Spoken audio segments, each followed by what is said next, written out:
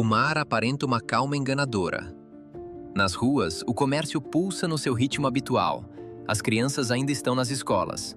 Os comboios correm pontuais sobre os seus carris. É um dia como qualquer outro. E então, em meros segundos, tudo muda. 11 de março de 2011. A própria crosta do planeta fratura-se ao largo da costa do Japão. As casas tremem como folhas ao vento. O solo ondula numa dança violenta e interminável. O mar, numa inversão sinistra das suas leis, recua. Recolhe-se, concentra a sua força e regressa como uma montanha líquida, um muro de água escura a devorar o horizonte. Perto da costa, ergue-se uma sentinela de betão e aço, a central nuclear de Fukushima Daiichi. No seu interior, a realidade desfaz-se. Luzes vermelhas piscam em cascata, uma após a outra. Alarmes perfuram o ar. Vozes entrecortadas no rádio gritam números que não fazem sentido, leituras que desafiam a lógica da engenharia. Esta não é apenas a história de uma instalação industrial. É a história daqueles que correram em direção ao fogo, enquanto todos os outros fugiam. É a crônica de famílias separadas por um instante, de cidades inteiras esvaziadas, de um silêncio radioativo que perduraria por anos.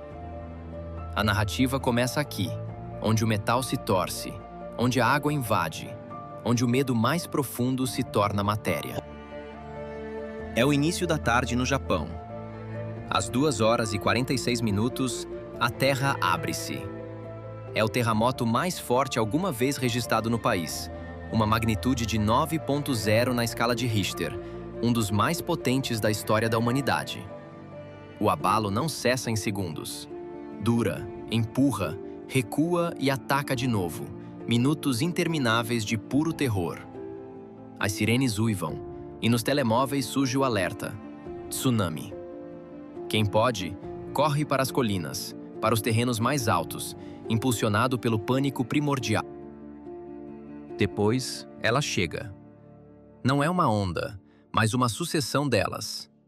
Várias frentes de água, separadas por minutos, cada uma potencialmente mais alta e mais destrutiva que a anterior.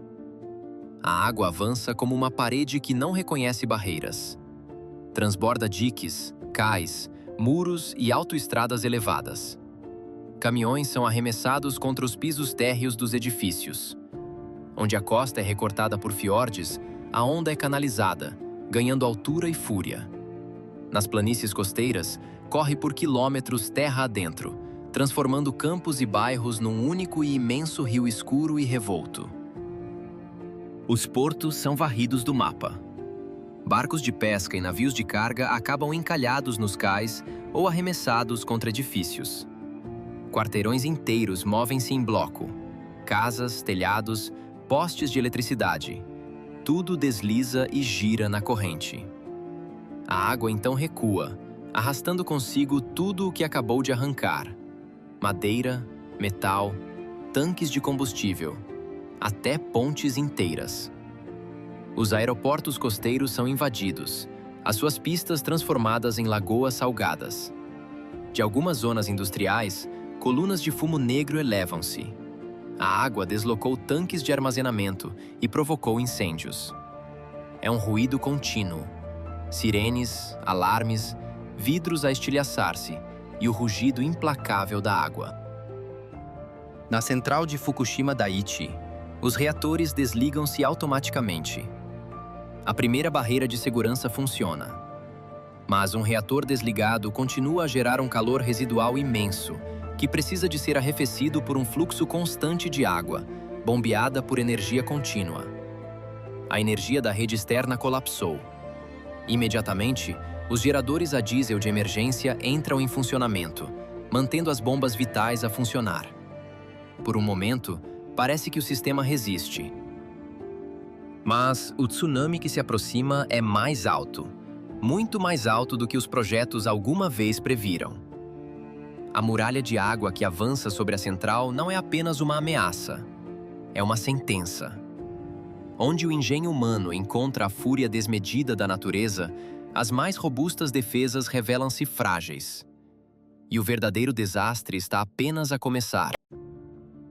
As defesas costeiras foram projetadas para o impensável, concebidas a partir de cenários severos extraídos dos anais da história.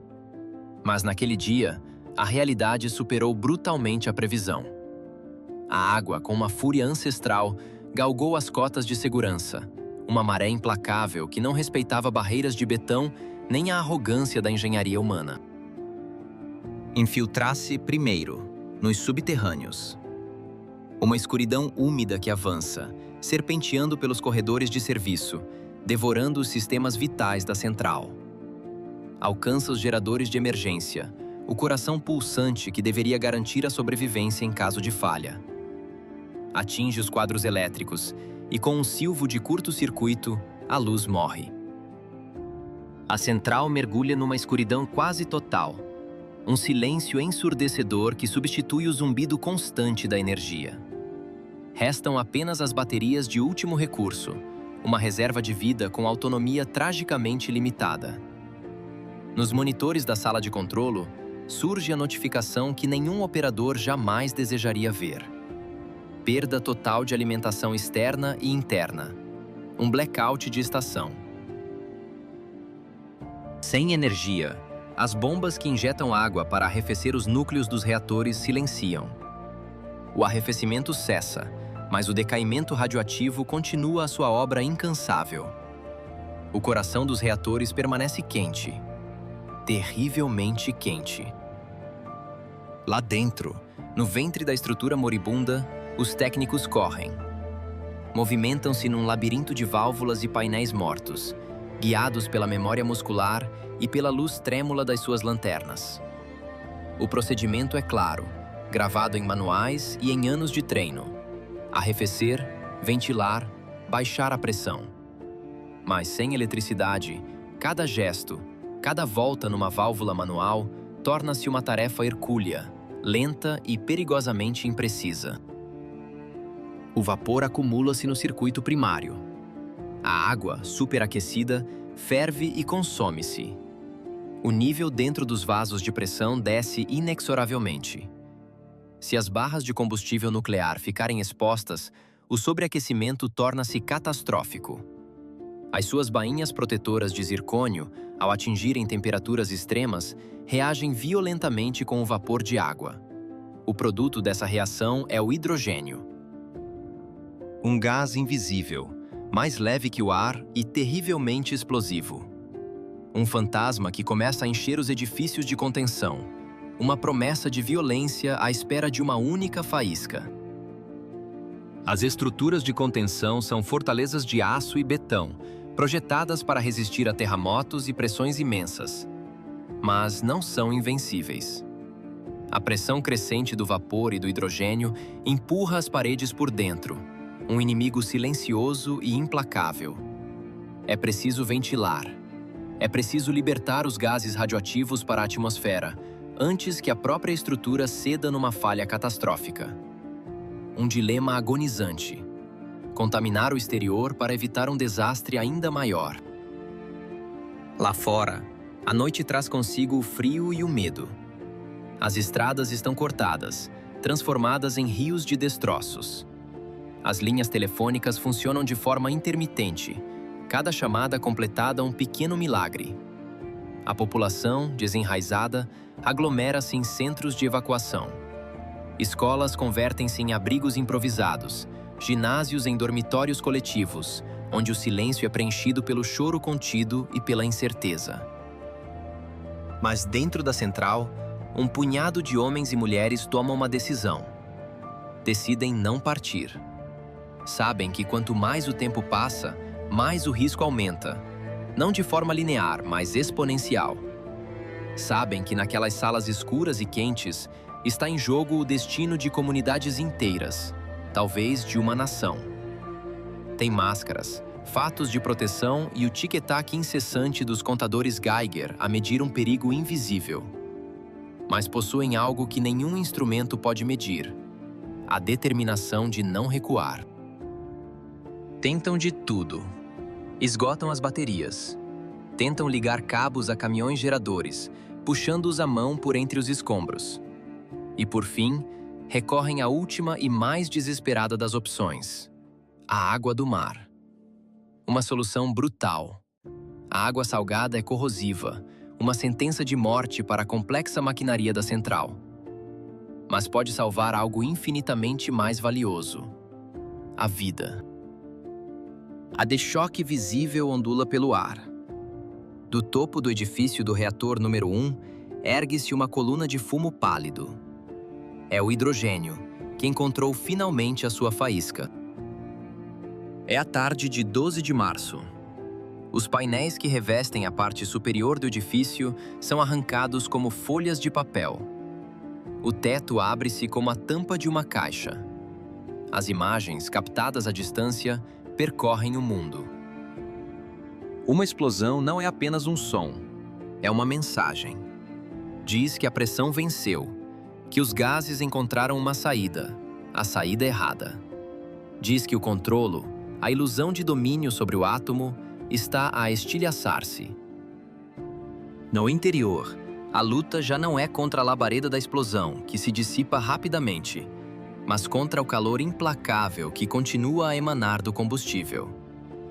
A explosão rasgou o invólucro exterior do edifício, a sua casca protetora, mas não tocou ainda no núcleo. A estrutura de betão fora violada, mas a batalha pelo coração do átomo, agora perigosamente exposto ao céu, estava apenas a começar. O coração permanece incandescente, ferve e implora por água. Nos circuitos feridos, o vapor é ventilado numa manobra de desespero para libertar a pressão e, com ela, o hidrogênio, o fantasma invisível que assombra cada parede de contenção. A água do mar, uma transfusão salgada e corrosiva, é injetada através das linhas de incêndio, um último recurso para submergir o combustível nuclear e aplacar a sua fúria. Onde a escuridão e a destruição rasgaram as ligações, equipas de homens estendem quilômetros de cabos pesados, uma artéria vital improvisada para devolver energia às bombas de arrefecimento. Bombas móveis são arrastadas à mão através de escombros, posicionadas onde a engenharia cedeu ao esforço humano. Cada válvula que se abre é uma aposta, um delicado equilíbrio entre a necessidade de arrefecer e o risco de libertar o que não pode ser contido. Então, chega o dia 14 de março, a meio da manhã. Um clarão súbito, um rugido mais profundo, mais violento que os anteriores. O edifício do reator 3 explode. A nuvem que se ergue é mais escura, acende mais alto no céu cinzento, uma pluma de detritos e vapor radioativo. O hidrogênio atacou de novo. Nos rádios, as vozes gritam códigos, números e posições, uma cacofonia de urgência a perfurar o caos. Os turnos se acumulam nos corpos, silenciosas e implacáveis. O tempo estica-se como um fio prestes a romper. A tarefa, no entanto, permanece a mesma: continuar a bombear água do mar. Procurar qualquer caminho, qualquer tubo intacto para levar o líquido que arrefece. Medir os níveis. Escutar o gemido do metal sob tensão. Tentar ler a respiração dos sistemas moribundos. Na noite entre 14 e 15 de março, o reator 2 não explode com a mesma fúria visual dos seus vizinhos. Em vez disso, um golpe surdo abala as entranhas da central. Um som que vem de dentro. A câmara de supressão, o grande anel de aço concebido para absorver a pressão de um acidente, sofre danos graves. A pressão no interior do reator colapsa subitamente. As libertações radioativas para a atmosfera aumentam de forma exponencial. É mais uma fronteira violada, mais uma linha de defesa que cai. Ao amanhecer do dia 15 de março, uma nova ferida rasga os céus. Desta vez, é o edifício do reator 4. O seu núcleo estava descarregado, o reator desligado para manutenção. Mas o hidrogênio, viajando através de tubagens partilhadas, encontrou ali uma bolsa de oxigênio e uma faísca. As paredes superiores do edifício são dilaceradas. Chamas são visíveis na zona da piscina de combustível irradiado, onde centenas de toneladas de material altamente radioativo estão agora perigosamente expostas. A central inteira parece suster a respiração. Lá dentro, as equipas contam-se. Alguns estão feridos. Outros regressam à linha da frente com os olhos vermelhos e a garganta a arder, movendo-se em turnos curtos e brutais. Falam com olhares rápidos, uma linguagem forjada na crise. Sabem ler os números nos dosímetros que levam ao peito. Sabem o que significam. E permanecem no terreno. Lá fora, o perímetro da evacuação alarga-se. Autocarros, ambulâncias, carros particulares formam um êxodo lento e silencioso. As pessoas partem com malas leves, levando apenas fotografias e documentos. Muitos deixam os animais para trás, uma promessa silenciosa de que voltarão em breve. Muitos deixam as casas abertas, as chaves na ignição. Muitos pensam que regressarão em poucos dias. Para alguns, esse dia nunca chegará. Nos ginásios transformados em refúgios, todos os cobertores são iguais e todas as histórias se perdem num anonimato partilhado. Nos postos de controlo, os números nos ecrãs decidem quem pode passar, quem deve ser lavado, quem tem de abandonar as roupas que vestia há poucas horas. A água corre sobre rodas e paralamas. Sacos de plástico enchem-se com os vestígios de uma vida normal até o dia anterior. Nos vilarejos vizinhos, os portões ficam abertos. As luzes apagam-se. As persianas ficam a meio. Os calendários congelam naquele dia. O vento agita as cortinas nas janelas abertas. O vento, agora, também ele está no terreno. Chegam equipas vestidas de branco, figuras anônimas por detrás das máscaras. Medem a terra, a água, as paredes das casas, os jardins de infância. Marcam o chão com tinta, estendem fitas e afixam cartazes. A geografia do território é redesenhada em poucas horas. De um lado da linha, pode-se ficar, do outro, não. A fronteira é invisível, mas decide tudo. Dentro da central, a palavra casa deixou de existir. Existem apenas turnos, máscaras, tabelas de doses e o som constante das bombas. A humanidade recuou, deixando para trás um monumento à sua própria ambição. Um lugar onde o tempo já não é medido em horas, mas em meia-vida radioativa, e onde o silêncio é apenas a pausa entre o tique-taquear de um contador e o próximo. Uma pausa, que aqui significa água e silêncio. Um silêncio denso, quebrado apenas pelo zumbido distante da maquinaria que luta para sobreviver. Exploram-se soluções nunca antes tentadas a esta escala colossal. A energia vital é transportada através de cabos que se estendem por quilômetros, serpentes negras num cenário de betão ferido. Bombas são substituídas em condições que desafiam a própria definição de extremo. Desce-se. Desce-se para onde a água é alta e escura. Um abismo artificial criado no coração da catástrofe. Move-se a lama, espessa e pesada. Cada pá uma batalha contra a inércia e o perigo invisível. Ouve-se o ruído constante dos ventiladores, pulmões mecânicos que mantêm o monstro a respirar de forma controlada. A esperança reside no seu zumbido monótono, na prece silenciosa de que aguentem. Cada passo é meticulosamente avaliado. Cada válvula, cada conduta, cada linha que se abre é um risco calculado. Uma fração de segundo, uma pequena fuga, e o gás invisível pode escapar. Um arrefecimento demasiado rápido, um choque térmico, e o aço fatigado pode ceder, abrindo uma nova ferida no sistema. É um equilíbrio frágil, uma dança perigosa entre calor, pressão e tempo. Cá fora, sob a luz do dia, os engenheiros debruçam-se sobre gráficos e modelos digitais, tentando prever o comportamento de uma força que já provou ser imprevisível. Lá dentro, no coração da estrutura, os técnicos confiam nos seus sentidos. Tocam em tubagens que vibram com uma energia contida, uma fúria adormecida. O corpo, afinado pelo instinto de sobrevivência, compreende antes da mente quando algo está errado. O metal sob tensão emite um som diferente, uma nota mais alta, mais tensa. O ar muda de odor quando o calor invisível ultrapassa um limiar crítico. Há palavras que ninguém pronuncia, por superstição ou por um profundo respeito pelo que aconteceu. Mas todos sabem. Todos sentem que basta um pequeno erro, um momento de distração, para perder o controle novamente. Lá fora, o mar que beija a costa já não é o mesmo.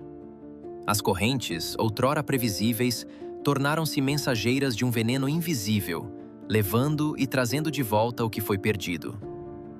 Os pescadores observam a água não como uma fonte de sustento, mas como se olha para um amigo gravemente ferido, cuja doença não se compreende por completo. As redes, testemunhas de gerações de trabalho, permanecem em terra. Os portos, antes repletos de vida e ruído, ecoam um silêncio pesado. Em terra, a batalha é outra. Medem-se campos e hortas com uma precisão cirúrgica. Zonas inteiras são isoladas, limpas, camada por camada. O solo contaminado é removido, ensacado, transportado. É um trabalho lento, exaustivo, que exige uma paciência quase infinita e uma constância inabalável. Na central, a água, a mesma que foi usada para aplacar o fogo invisível do núcleo, não pode simplesmente desaparecer. É recolhida, filtrada num processo interminável e armazenada. E assim, uma nova cidade de metal ergue-se no horizonte.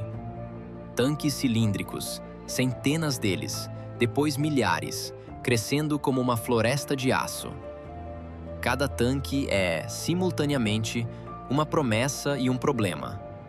Contém o perigo de hoje para proteger o amanhã, mas exige espaço, controlo e decisões de uma complexidade avassaladora. As equipas constroem sistemas de filtragem cada vez mais sofisticados, numa busca incessante para purificar essa água, para remover o máximo possível da sua carga letal, para um dia devolver ao mar algo que o mar possa aceitar. É um caminho de anos, talvez décadas, não de dias. As grandes lições nascem frequentemente da dor mais profunda. A primeira é de uma simplicidade terrível. A natureza pode, e irá, superar os nossos cálculos mais sofisticados. As barreiras, as cotas e as medidas de segurança devem olhar para muito além do que consideramos provável. Devem antecipar o impensável. A segunda é que as emergências não perdoam a lentidão. Exigem planos claros, exercícios realistas e comunicações que cheguem a todos, rapidamente. A confiança de uma população constrói-se muito antes do desastre, não nas suas cinzas. A terceira lição é que o fator humano, tantas vezes visto como uma variável falível, é na verdade a diferença fundamental entre a catástrofe total e a esperança. Houve homens e mulheres que trabalharam para além do medo, que tomaram decisões impossíveis para ganhar minutos preciosos. Sem eles, esta história seria ainda mais sombria. E a quarta, a mais longa de todas, é que um território pode renascer. Mas o renascimento precisa de verdade, de tempo e de escuta. Aqueles que foram forçados a partir têm o direito de saber, o direito de regressar quando for seguro e, acima de tudo, o direito de nunca serem esquecidos. A memória não é apenas um dever para com os que se foram, mas a fundação sobre a qual se constrói um futuro que se recusa a repetir os erros do passado. Anos depois, o asfalto ferido das ruas volta a sentir o pulso da vida. Nas escolas, o silêncio é finalmente quebrado pelo eco das vozes das crianças. As portas de aço das estações erguem-se, rangendo, e os comboios, primeiro hesitantes, depois com uma confiança redescoberta, retomam os seus caminhos familiares. O regresso é um ritual meticuloso. As casas são limpas, as lojas reordenadas, e erguem-se museus da memória, não como monumentos à dor, mas como salas de aula para o futuro.